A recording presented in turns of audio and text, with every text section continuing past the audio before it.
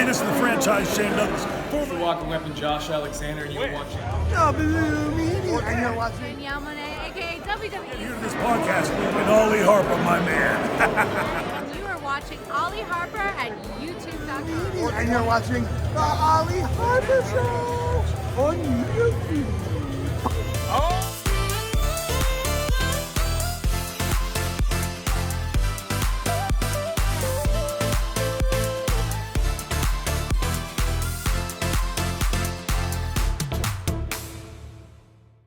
Hey guys, it's me, Ollie, aka TNSAttitude, and I am back again here on YouTube.com for all things professional wrestling. Now today guys, it's going to be another video here on the Golden Week here on the channel. Try and give you guys as much variety as I can, but today's video is no exception to that because we are going to be talking about WWE Bad Blood 2024. It's going to be my predictions video. I know you guys like a good old predictions video because predictions videos are where we can look at where I went right, where I went wrong, and where I was totally off the grid. But guys, let's talk about Bad Blood. Now, Bad Blood 2024, I was very happy when they announced that Bad Blood was going to be coming back. As an old school wrestling fan, Bad Blood is very much got that legacy, it's got that history. 1997, of course, Bad Blood, Shawn Michaels, The Undertaker inside Hell in a Cell. We would, of course, see the debut of the Big Red Machine, Kane. And then, of course, Houston, Texas, Bad Blood 2003, Hell in a Cell match between Kevin Nash and Triple H for the World Heavyweight Championship with Mick Foley as the special guest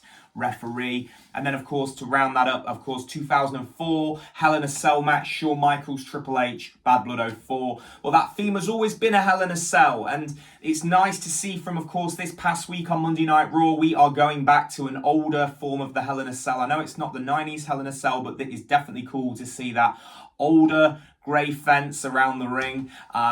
This is just so cool. It's not that damn red Hell in a Cell that they did for a couple of years during the Hell in a Cell pay-per-views. This is the cell that they've got right now that's got significance, it's got some legacy, and that's what I like to see, and that's what I'm all about, guys. But of course, it is a 5-match PLE. 5 matches on this pay-per-view. I'm still so used to saying pay-per-view, but 5-match PLE.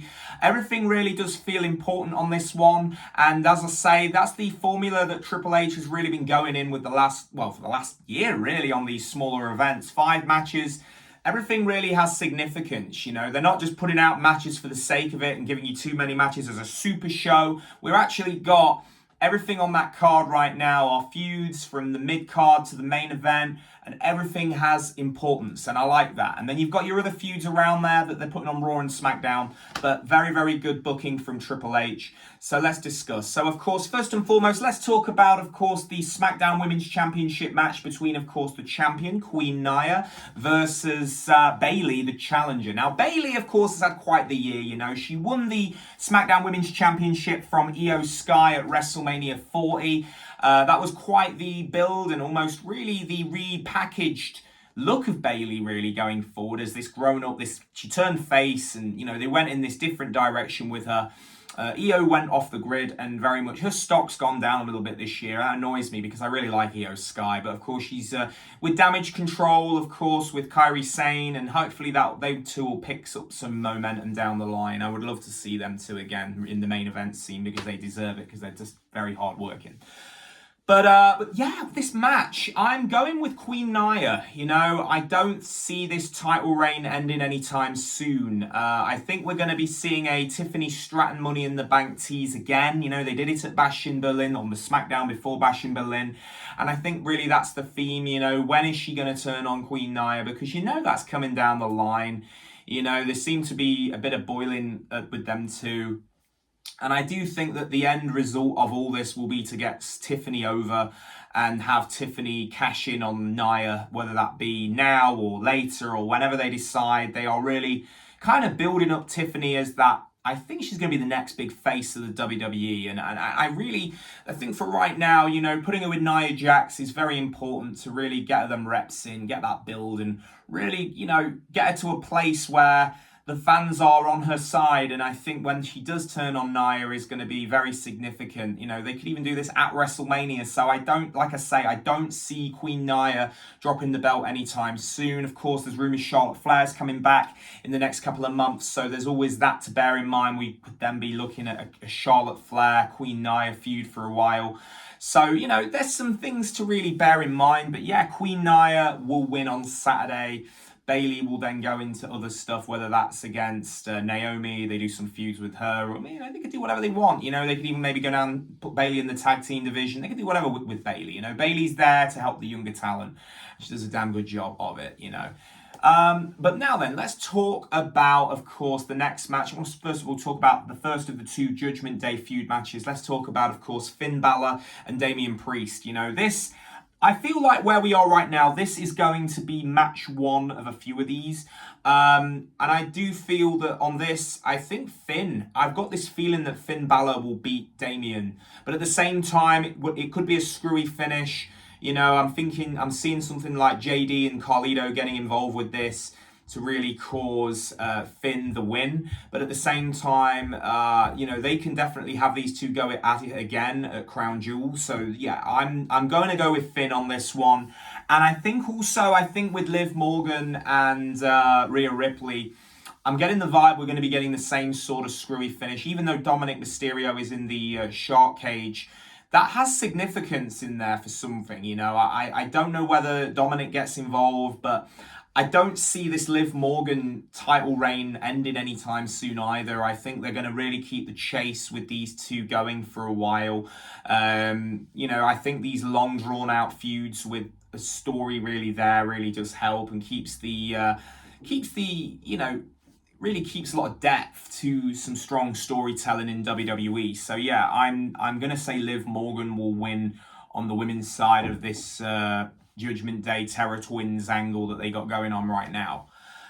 So that would be 3 matches down. Let's of course talk about what I want as the 4th match. You know, I'm going to be really honest with you guys. I don't believe that the tag team match with Cody and Roman against the Bloodline 2.0 should go on last. I think that match deserves to be for the Hell in a Cell match.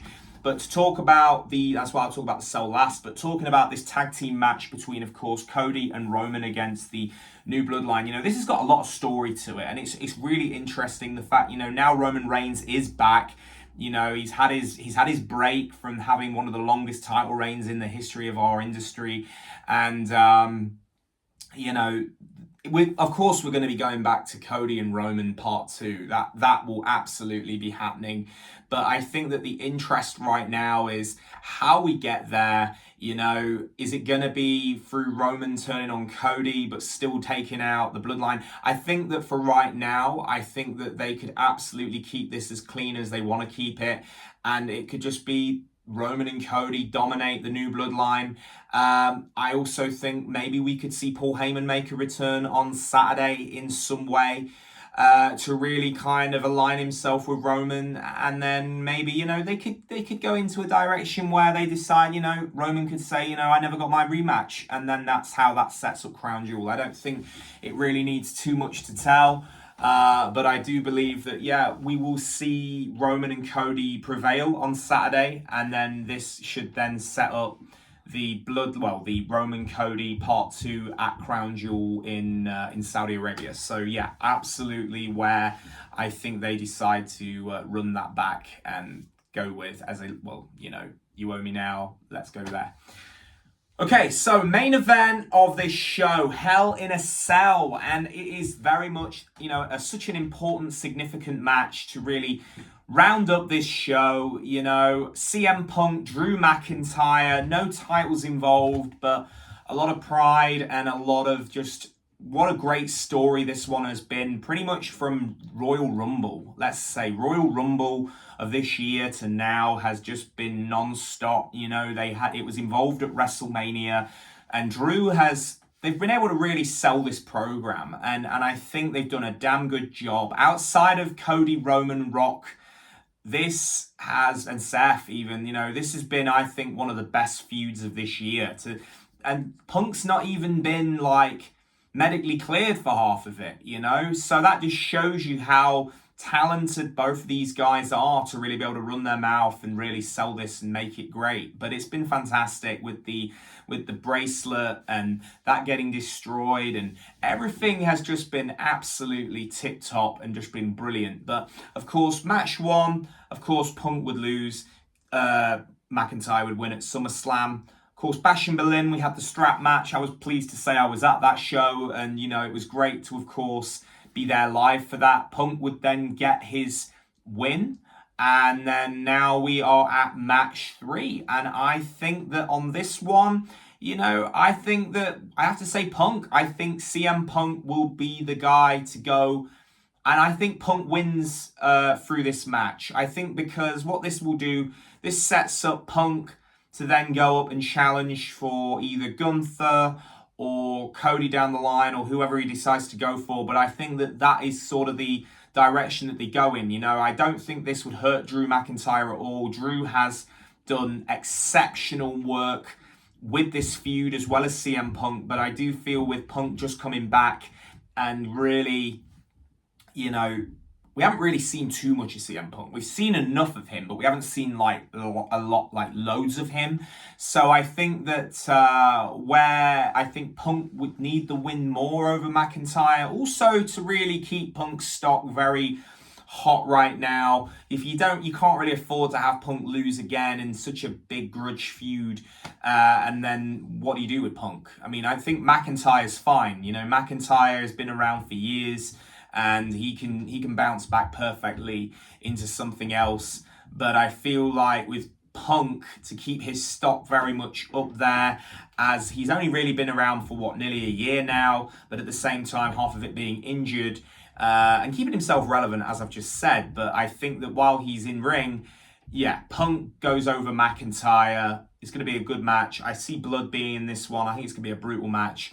But yeah, I see Punk prevailing out to finish off this feud. But that is that, guys. That is my predictions video. As I say, if you've got any feedback, let me know below this video what you guys think of Bad Blood predictions going into for this Saturday night. I'd love to hear what you guys think of where you think they're going to go with this. But that is it from me. As I say, don't forget to comment, subscribe and like, and I will catch each and every one of you down the road for another video. I'm out, guys.